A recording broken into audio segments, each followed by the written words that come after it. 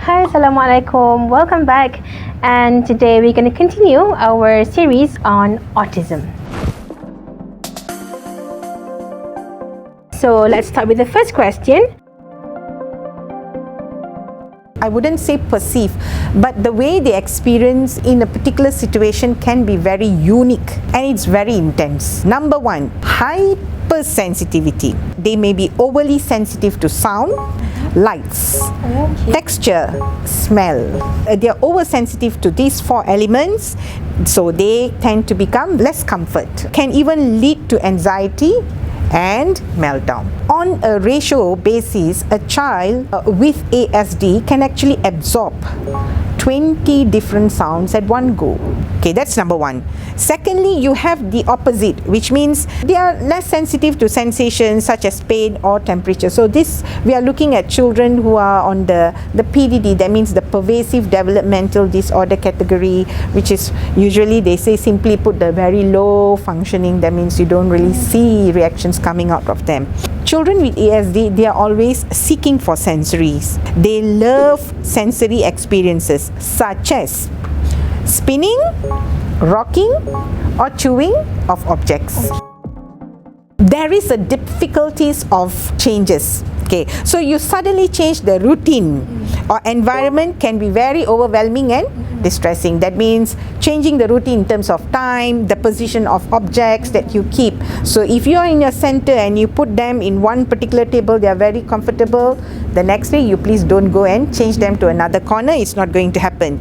Then they love to focus on details. But at the same time, they actually can look at the overall picture. They have challenges with abstract concepts. They have difficulties in understanding figurative languages.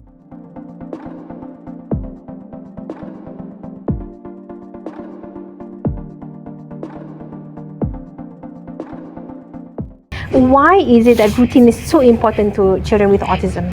You see, when you have a routine, you have a sense of predictability. You can predict what is going to happen next. It helps with the stability of the child. Number one, what are the benefits? It reduces anxiety, as I said just now, okay? Knowing what to expect helps the child to alleviate their anxiety and stress. Let's not talk about surprise, what's coming. No, it's not going to help, okay? Yeah, you need to see how you can actually help the child to navigate the day, the whole day. Secondly, having a routine, it will also improve the communication because the routine can actually help the child to understand and anticipate the kind of social interactions. For example, let's say at 10 o'clock, time for recess. So what do? Let's say they have to queue. So that's the routine. And then they have to like hold hands with the friends or something like that. You can see some verbal communications and then, gestures coming in. Thirdly, it enhances independence. So when there is a consistent pattern of routine, it will foster independence as the child learns how to deal with that situation. Support their learning. They can actually pick up more things as they are composed with something, the settings that is always the same. That will enable them to forego whatever that is happening, the emotional disturbances, and they start to pick up what is there. When you have routines, it promotes sleep pattern.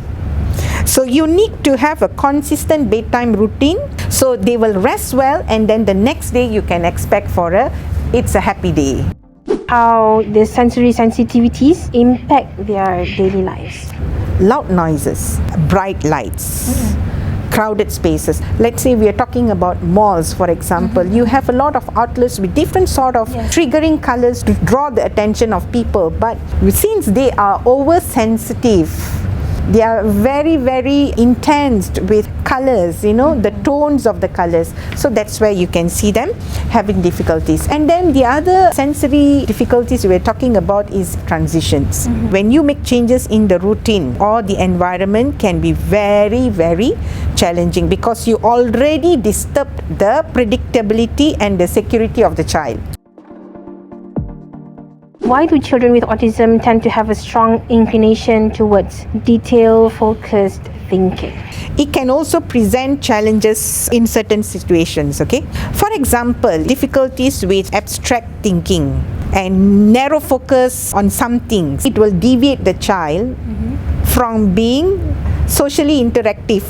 For example, you have this child who's actually very much drawn with that particular color of your lipstick. You are explaining something with for example, the circle time.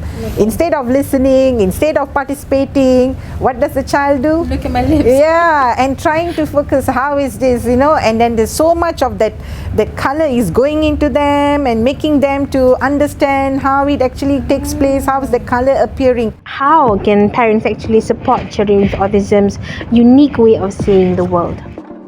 First thing, you need to understand what is ASD is all about, and they have unique set of strengths and challenges. My suggestion would be stop comparing. Most of the ASD children, they have innate abilities which the parents need to take some time to understand what is their, the focus details, the interest that they show, and celebrate those areas of their interests and talents. Next session, we're going to learn about how these autistic children can actually shine. See you again. Bye.